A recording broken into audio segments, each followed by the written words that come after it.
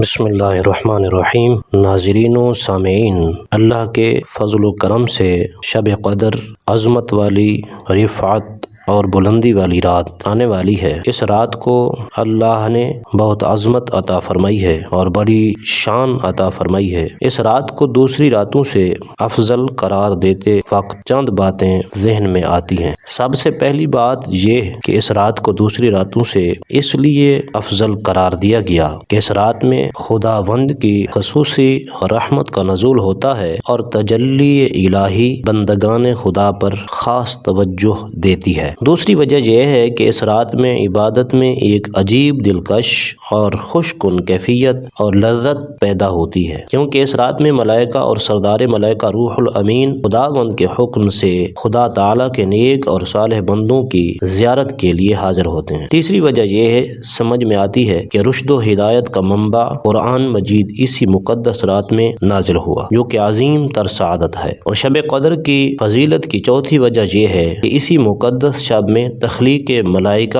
انجام پائے۔ پانچویں وجہ یہ ہے کہ اس رات میں جنت کو باغات سے مزین کیا گیا۔ چھٹی وجہ یہ ہے کہ اسی مقدس رات میں حضرت آدم علیہ السلام کی آفرینش کے سامان اکٹھے کیے گئے۔ مندرجہ بالا خصوصیات کی بنا پر شب قدر کو دیگر راتوں سے برتری اور بزرگی عطا ہوئی۔ چند معروضات پیش کرتے ہیں کہ اس رات میں کون کون سے عمل کیے جائیں، جو کتابوں میں چند اعمال خصوصی طور پر تحریر کیے گئے ہیں، کچھ عرض کر دیتے ہیں۔ اللہ کی بارگاہ مقدس میں دعا ہے، رب کائنات ہم سب کو نیک اعمال کرنے کی توفیق عطا فرمائے۔ کتابوں میں لکھا ہے، جس نے شب قدر کو 3 بار کلمہ طیبہ پڑھا تو پہلی بار پڑھنے سے اللہ پاک اس کی مغفرت فرما دیتا ہے، دوسری بار پڑھنے سے جہنم سے آزاد کر دیتا ہے، تیسری بار پڑھنے سے جنت میں داخل فرما دیتا ہے۔ سبحان اللہ۔ اور کتابوں میں آتا ہے، جس نے شب قدر کو قیام کیا اللہ عز و جل اس کے اگلے پچھلے گناہ معاف فرما دیتا ہے۔ اور ایک اور روایت میں آتا ہے،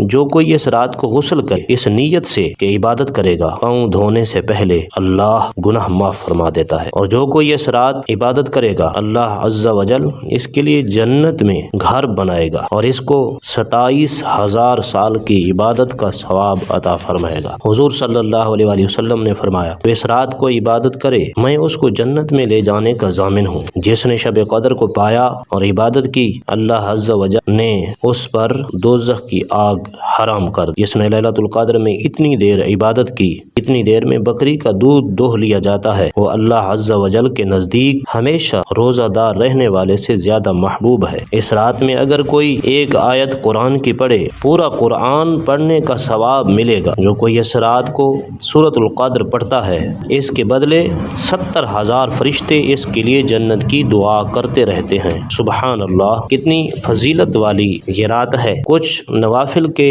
طریقہ کار عرض کر دیتے ہیں، اگر ان طریقوں سے نوافل پڑھے جائیں تو اللہ پاک ثواب زیادہ عطا فرمائے گا۔ جو کوئی شب قدر میں 4 رکعت اس طرح پڑھے، سورۃ الفاتحہ کے بعد 1 بار سورۃ التکاثر، 11 بار سورہ اخلاص پڑھے تو اللہ عز و جل اس کو سکرات موت میں آسانی فرمائے گا اور عذاب قبر سے محفوظ فرمائے گا، اور نور کے ایسے 4 ستون عطا فرمائے گا کہ ہر ستون میں 1000 محل ہوں گے۔ اور جو کوئی شب قدر میں 2 رکعت اس طرح پڑھے کہ فاتحہ کے بعد ہر رکعت میں 11 بار سورہ اخلاص پڑھے، سلام پھیرنے کے بعد 70 مرتبہ استغفر اللہ و اتوب الیہ پڑھے، تو اپنی جگہ سے اٹھنے سے پہلے اس کو اور اس کے والدین کو اللہ عز و جل بخش دیتا ہے اور جنت میں اس کے لیے باغ لگا دیا جاتا ہے۔ جو کوئی اس رات 4 رکعت نوافل اس طرح پڑھے کہ ہر رکعت میں فاتحہ کے بعد سورۃ القدر 1 بار اور سورہ اخلاص 27 بار پڑھے تو گناہوں سے ایسے پاک ہو جاتا ہے جیسے آج پیدا ہوا ہے۔ جو شخص شب قدر کو 4 رکعت نوافل 2 کر کے پڑھے کہ ہر رکعت میں فاتحہ کے بعد 1 بار